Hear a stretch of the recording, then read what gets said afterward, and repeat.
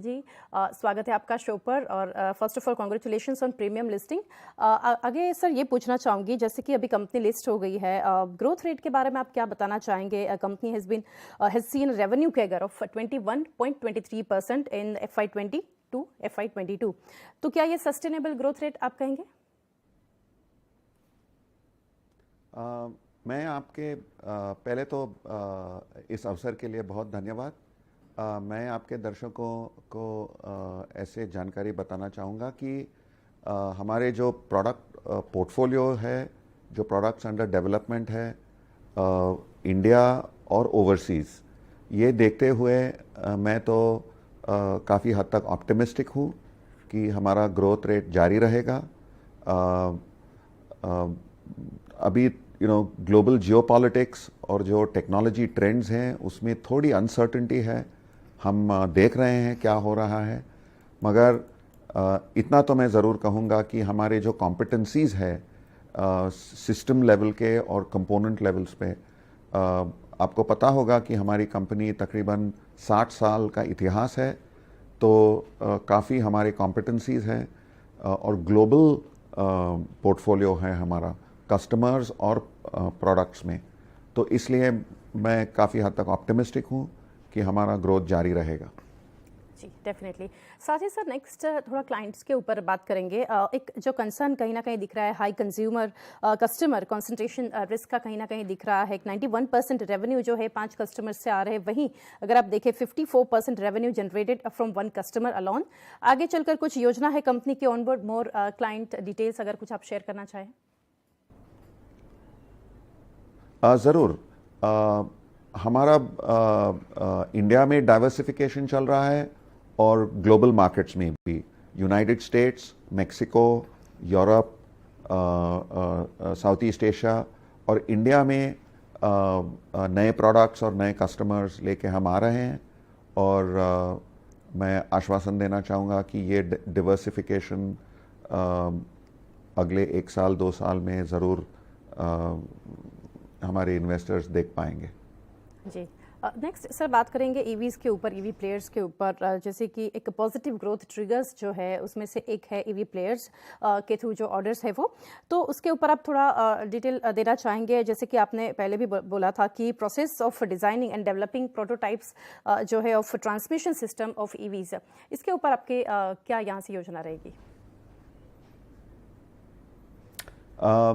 मैं शेयर करना चाहूँगा आपके दर्शकों के साथ कि शायद इंडिया में हम one of the earliest players थे to look at the design development of complete transmission systems.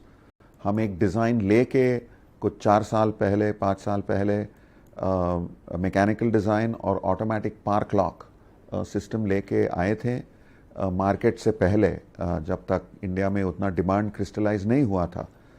तो मैं मानता हूं कि इस वजह से हमको एक फर्स्ट मूवर एडवांटेज मिला है कंपोनेंट्स में, सब असेंबलीज में और कंप्लीट ट्रांसमिशन सिस्टम्स में।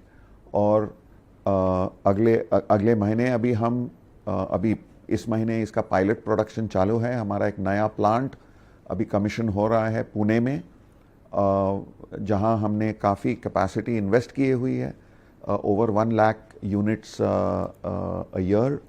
मैं मानता हूं कि ये भारत की अभी सबसे बड़ी ईवी ट्रांसमिशन कैपेसिटी है इस जंक्चर पे। तो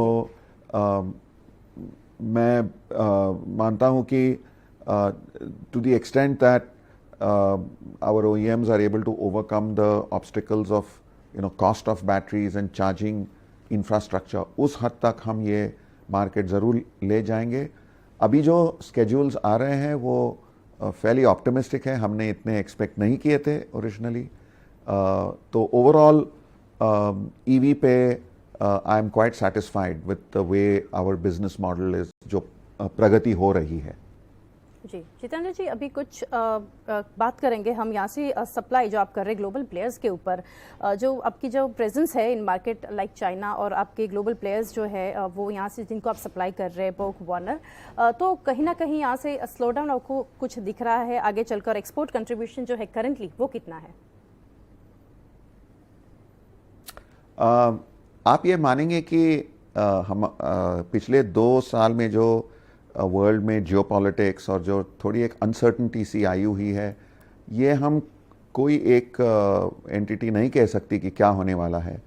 हमको ये तय करना है कि हमारे पास सिनारियो एनालिसिस कैसे किया है और हमारी तैयारी इन टर्म्स ऑफ एजिलिटी और स्पीड ऑफ रिस्पांस ये इवेंचुअलिटीज़ में क्या है।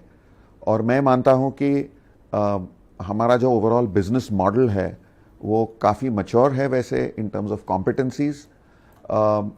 एक तो ज़रूर हम देख रहे हैं कि 2 ओवरऑल ट्रेंड्स हैं।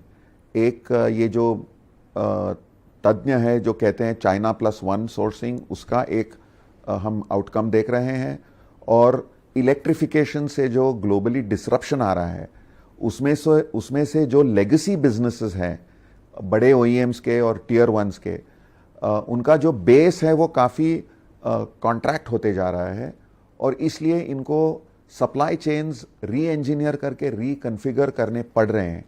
और भारत एक मात्र ऐसा देश है और एक रीजन है जहां से इनको कंपेटिटिव सोर्सिंग कर सकते हैं, और स्पेशली गियर बॉक्सेस और गियर बॉक्स कंपोनेंट्स में इंडिया का एक ओवरऑल ग्लोबली एक डिसाइसिव कंपेटिटिव एडवांटेज है।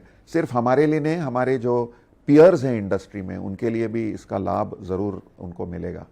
तो मैं मानता हूं कि ये सेक्टर और स्फीयर में ओवरऑल इंडिया, और इस हम यहाँ से ऑपरेट करते हैं, इसलिए हमारा भी आउटलुक मैं मानता हूं कि काफ़ी पॉजिटिव है।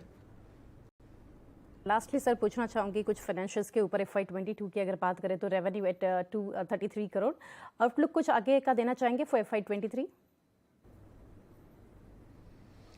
नहीं, मैं अभी कुछ प्रीमेच्योर या इनअप्रोप्रिएट बात नहीं कहना चाहता हूँ। मैं इतना ही आश्वासन देना चाहता हूँ कि जो कॉम्पिटेंसीज हमको आगे लेके आए हैं पिछले 5 साल में, वो हम काफ़ी स्ट्रेंथन कर रहे हैं अभी, और हमारे बिजनेस मॉडल में काफ़ी 2-3-4 ऐसे फेवरेबल टेल विंड्स जो कहते हैं हम बिजनेस लैंग्वेज में, वो हमको प्रेरित कर रहे हैं, हम एक प्रगति दे रहे हैं, एक चालन दे रहे हैं हमारे बिजनेस मॉडल को। तो मैं इसके आधार पे कह सकता हूं कि आउटलुक जो है वो डेफिनेटली पॉजिटिव है। जी जितेंद्र जी, बहुत बहुत शुक्रिया हमारे साथ जुड़ने के लिए। Best wishes for coming quarters. Thank you sir.